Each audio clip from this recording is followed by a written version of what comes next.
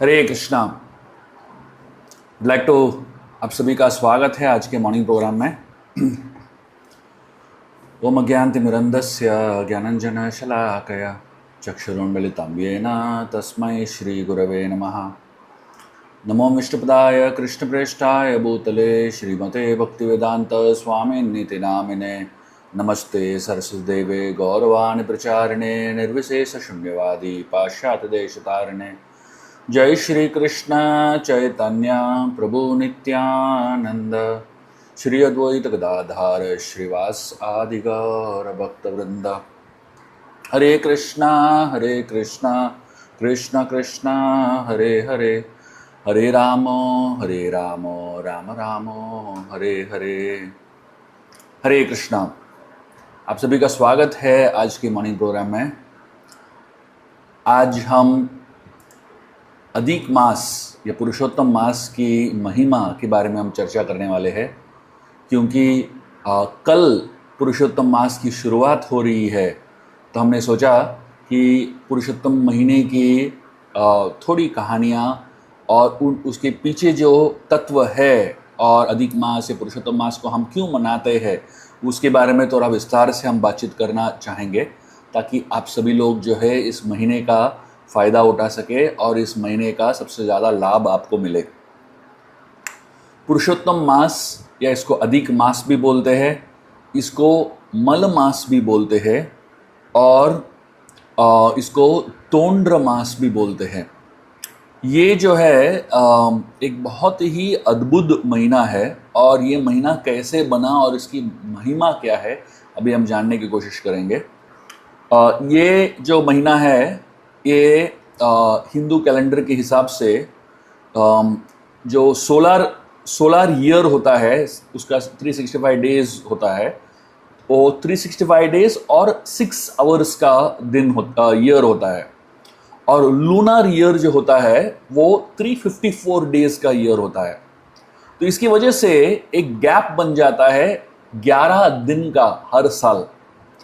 तो ये गैप ये लूनर कैलेंडर और सोलर कैलेंडर को अलाइन करने के लिए एक एक्स्ट्रा महीना ऐड किया जाता है, जो रफली 32 डे मतलब हर 32 मंथ्स 16 डेज और 8 घड़ीज में रफली 2.7 ईयर्स में ये एक एक्स्ट्रा महीना ऐड किया जाता है। उसको हम 13th मंथ कहते हैं, अधिक मास कहते हैं, इसको एक्स्ट्रा मंथ कहते हैं।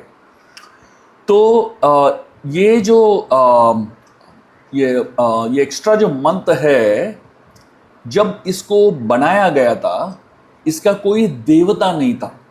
तो हर महीने का एक प्रिसाइडिंग डेटी होता है, जो एक देवता होते हैं जो उस महीने के अध्यक्ष होते हैं। जैसे कार्तिक महीने की अध्यक्ष है राधा रानी, तो वैसे ही हर महीने का एक अध्यक्ष होता है। जैसे मार्गशीर्ष महीने का अध्यक्ष कृष्ण, ऐसे हर महीने का एक अध्यक्ष होता है। लेकिन ये महीना जो है इसका कोई अध्यक्ष नहीं था, कोई देवता नहीं था।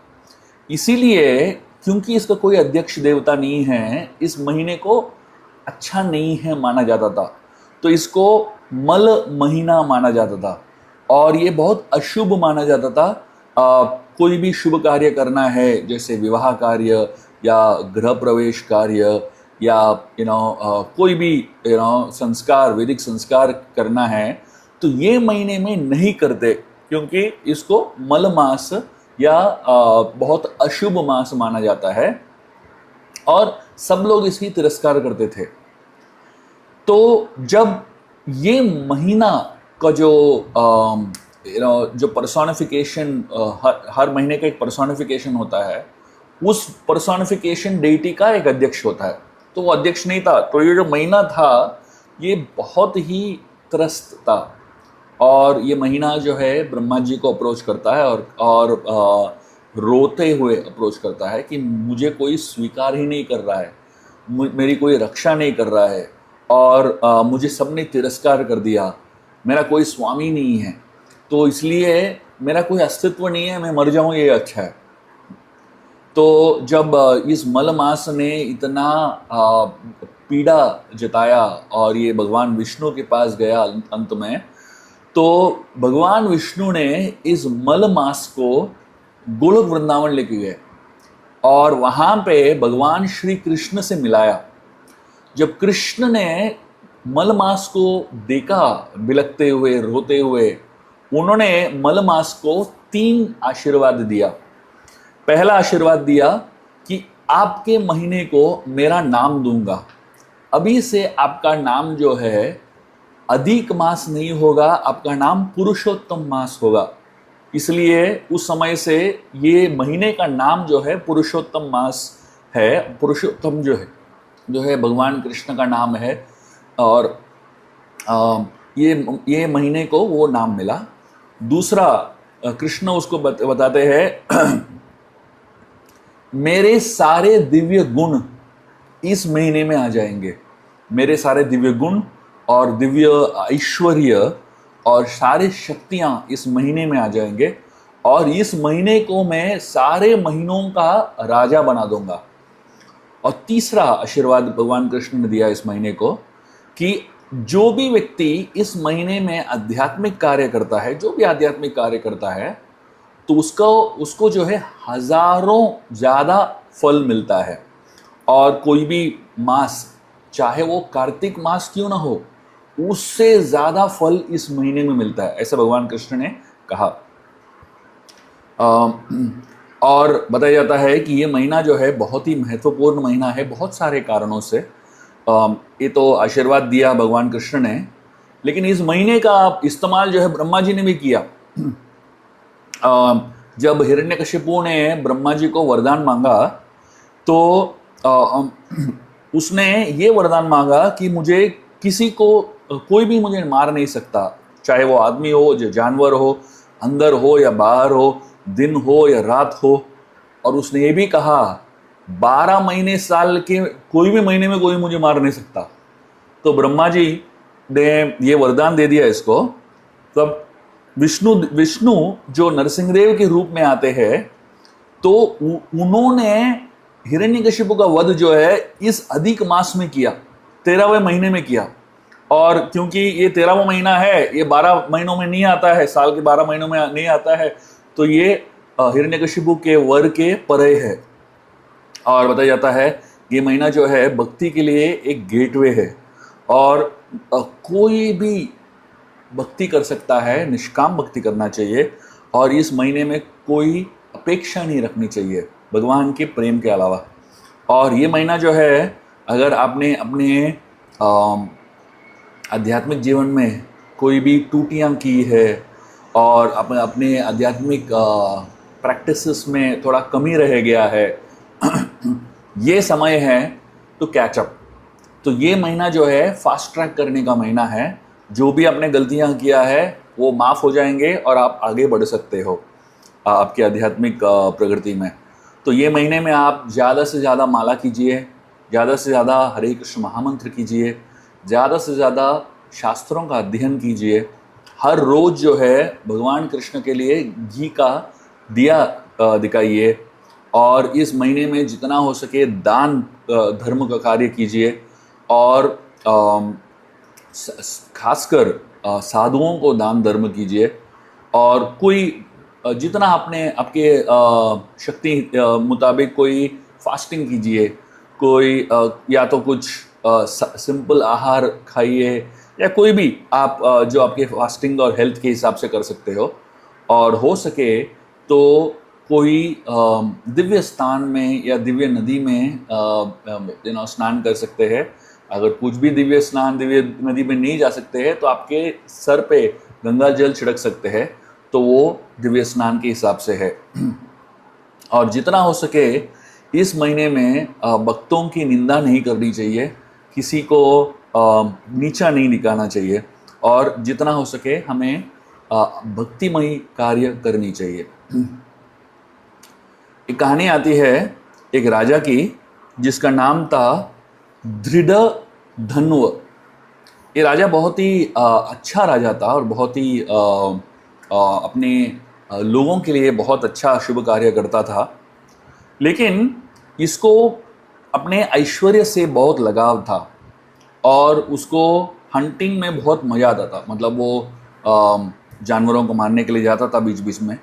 जब पुरुषोत्तम मास आया तो एक महान संत जिनका नाम है वाल्मीकि, इसके राज दरबार में आए और उनको बताया कि ये अधिक मास आ रहा है, पुरुषोत्तम मास आ रहा है, और उनको कहा कि आप अपने जो बाह्य कार्य है उसको थोड़ा रोक दो और कुछ प्रण ले लो, आध्यात्मिक प्रण ले लो और भगवान कृष्ण की सेवा में लग जाओ, भगवान की सेवा में लग जाओ। तो ये राजा जो था बहुत ही अपने क्रूरता और अपने होश आवास में नहीं था, तो उसने कह दिया मुनि को कि मैं ऑलरेडी अच्छा राजा हूँ, मैं बहुत सारे यज्ञ करता हूँ, मैं अपने लोगों का देखभाल करता हूँ और मेरा खजाना भरा हुआ है, तो मैं क्यों इस एक्स्ट्रा मंथ के लिए अपना समय व्यर्थ करूं।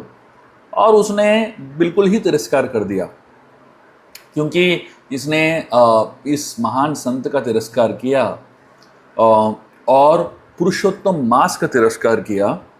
इसकी जो आध्यात्मिक पूंजी है वो बहुत कम होती गई और अगले जीवन में ये व्यक्ति जो है, क्योंकि उसने बहुत इस संत का तिरस्कार किया और पुरुषोत्तम मास को तिरस्कार कर दिया, तो ये अगले जीवन में वो एक पक्षी के रूप में आता है और वो बहुत ही पीड़ित पक्षी के रूप में आता है। एक समय ऐसा आता है कि ये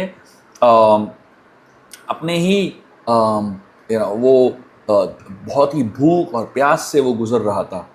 ऑफ कोर्स ये कहानी जो है इसलिए नहीं बताया जाता है कि हमें डरना चाहिए कि हम पुरुषोत्तम मास न पालन करें तो कुछ हो जाएगा, ऐसा नहीं है। ये कहानी इसके लिए कहा जाता है कि हमें पुरुषोत्तम मास को साधारण नहीं लेना चाहिए और उसको बहुत कैजुअली नहीं लेना चाहिए। ये बहुत ही शक्तिशाली मंत्र है और खासकर साधु संत हमें बतलाते हैं कि इस महीने के समय कुछ अच्छा कार्य करना चाहिए, तो हमें उसको सीरियसली लेना चाहिए। एक और राजा था जिसका नाम था चित्रबाहु, और ये व्यक्ति, इसके पास बहुत धन दौलत वगैरह था, लेकिन इसके पिछले कर्म की वजह से उसके शरीर में बहुत ही इनक्योरेबल डिजीज था।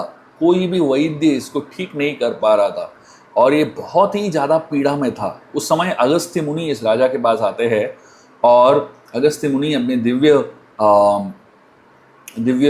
दृष्टि से वो देखते हैं कि ये राजा के पिछले जीवन में क्या हुआ था, और उसको बताते हैं कि ये पिछले जीवन में इसका नाम था चित्रबाहु और ये बहुत ही दरिद्र था और बहुत ही बहुत पीड़ित व्यक्ति था और इसको शास्त्रों के बारे में कुछ भी मालूम नहीं था। लेकिन एक बार पुरुषोत्तम मास के समय ये व्यक्ति जो है रात को अपने घर लौट रहा था और उसने एक बहुत छोटा सा दिया उसने देखा जो विष्णु के, किसी ने विष्णु के मंदिर के बाहर रख दिया था, और ये दिया जो है बुझने ही वाला था क्योंकि वहाँ पे हवा का झोंका आ रहा था। तो इसको कुछ भी मालूम नहीं है पुरुषोत्तम मास है, इसको कुछ भी मालूम नहीं है कि पुरुषोत्तम मास में भगवान को दिया दिखाना चाहिए, लेकिन ये जस्ट जो है वो दिए जो वाती है उसको थोड़ा एडजस्ट कर लेता है और वो दिया और अच्छे से जलने लगता है। और क्योंकि उसने उस वाती को अच्छे से सहलाया और उसको दिया को जलाया, अगस्त्य मुनि कहते हैं ये एक कार्य आपने किया पुरुषोत्तम मास में, और वो भी एक क्षण के लिए आपने किया, क्योंकि वो कार्य आपने किया आपके जीवन में इतने सारे पुण्य कर्म आ गए हैं कि आपको ये जीवन में राजा का जो जीवन मिला है।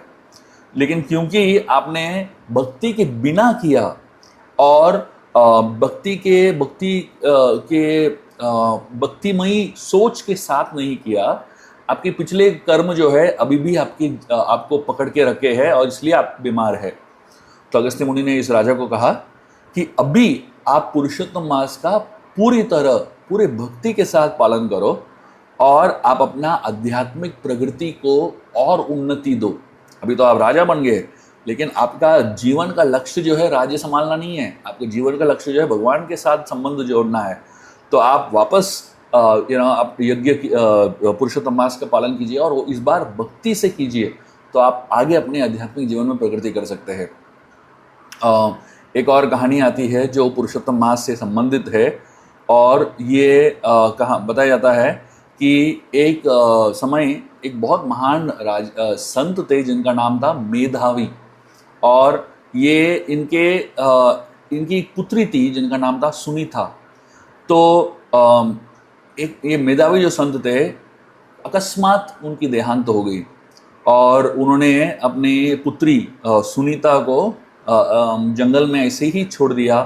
और सुनीता जो है उसको उसके हृदय में इच्छा था कि उसको कोई अच्छा वर मिले, और बहुत तीव्र तपस्या कर रही थी शिवजी को प्रसन्न करने के लिए। उस समय जब वो तपस्या कर रही थी, दुर्वास मुनि वहाँ से गुजर रहे थे, और उस लड़की की अवस्था देख के, और वो सोचते दुर्वास मुनि को उनके ऊपर कृपा आया, और उन्होंने एक बहुत महत्वपूर्ण सीक्रेट इस लड़की को दे दिया और कहा कि हे पुत्री, आप अपने शरीर को इतना आप परेशान कर रहे हो भगवान शिव को प्रसन्न करने के लिए, आप थोड़े समय प्रतीक्षा करो, पुरुषोत्तम मास आ रहा है, और इस पुरुषोत्तम मास में अगर आपने सिर्फ कोई दिव्य स्नान कर लिया और भगवान पुरुषोत्तम से प्रार्थना किया, आपके हृदय में जो भी इच्छा है आप वो पूर्ण कर देंगे। तो उस समय वो सुनीता जो है बहुत ही स्टबर्न थी। उसने कहा ये महीना जो है मल मास है, तो ये बहुत ही अशुभ मास है, तो आप बोल रहे हो कि ये महीना जो है मुझे शिवजी से ज़्यादा बड़ा वरदान दे सकता है। दुर्वास मुनि को बहुत गुस्सा आ गया, और उन्होंने कहा कि आपने पुरुषोत्तम मास का इंसल्ट किया, आपने पुरुषोत्तम मास को डाउट किया, तो आपको इसका परिणाम भुगतना पड़ेगा, और वहाँ से निकल गए। तो ये सुनीता जो है अपना तपस्या जारी रखी उसने, जब तक शिवजी न उसके सामने आए। और शिवजी जब सुनीता के सामने आए तो बहुत ही ज़्यादा इतने साल से तपस्या कर रही थी, इतने साल से अकेली थी, तो उसने बहुत ही तीव्रता से 5 बार बोल दिया, मुझे एक वर दीजिए, मुझे एक वर दीजिए, मुझे एक वर दीजिए, मुझे एक वर दीजिए, मुझे एक वर दीजिए। मतलब इतना सारा उत्साह के साथ बोल दिया। तो शिवजी ने उसको कहा क्योंकि आपने 5 बार पूछा तो आपको 5 वर मिल जाएंगे। और सुनीता जो है बहुत ही शॉक्ड हो गई, और वो रोने लगी, वो बोलने लगी कि मैं कैसे 5 मैं ऐसे कैसे हो सकता है। शिवजी ने कहा आप चिंता मत करो, यही विधि का विधान है, और क्योंकि आपने पुरुषोत्तम मास का डिसरिस्पेक्ट किया, और दुर्वास मुनि जब आपको बता रहे थे, तो आपको थोड़े समय के लिए उस जीवन में आपको बहुत कठिनाई से और ह्यूमिलिएशन से गुजरना पड़ेगा, और उतना ही नहीं, आपको अपने महल को छोड़ के जंगल में भी भटकना पड़ेगा, और वहाँ पे आपको आपका लक्ष्य मिलेगा। तो वो सुनीता जो है अगले जीवन में वो द्रौपदी के रूप में आती है, यज्ञ सैनी बन के आती है, और उसके जो 5 पति है, 5 पांडव है, और उसके जीवन में आप देखेंगे तो बहुत सारे तपस्याएं और पीड़ाएं आती है। लेकिन क्योंकि उसको पुरुषोत्तम या भगवान कृष्ण की महिमा के बारे में पता चला, उसने तीव्रता से कृष्ण भक्ति करना शुरू कर दिया, और इतना कृष्ण भक्ति उसने किया तीव्रता से कि अगले जीवन में जब द्रौपदी के रूप में आई, वो द्रौपदी के रूप में कृष्ण की सबसे महान भक्त बन गई। आइए हम इन 3 कहानियों के ऊपर मनन करें, और पुरुषोत्तम मास की महिमा के ऊपर मनन करें, और कल से जो पुरुषोत्तम मास शुरू होने वाला है, बहुत ही ज़्यादा तीव्रता से हम भक्ति करें। इस मॉर्निंग प्रोग्राम को आप बहुत सीरियसली लीजिए। हर दिन पुरुषोत्तम मास में प्रतिज्ञा लीजिए कि हम जपा करेंगे साथ में भक्तों के साथ, और सिर्फ 16 माला ही नहीं, ज़्यादा से ज़्यादा माला करने की कोशिश करें, ज़्यादा से ज़्यादा शास्त्रों अध्ययन करने की कोशिश करें, और ज़्यादा से ज़्यादा भक्ति करने की कोशिश करें। बहुत बहुत धन्यवाद। आप सभी को पुरुषोत्तम मास और अधिक मास की शुभकामनाएं, और प्रार्थना करते हैं कि ये अधिक मास जो है आप सभी के लिए भक्तिमय जीवन के लिए बहुत लाभदायक हो, और आपको बहुत आगे लेके जाए भक्ति में। बहुत बहुत धन्यवाद। हरे कृष्णा।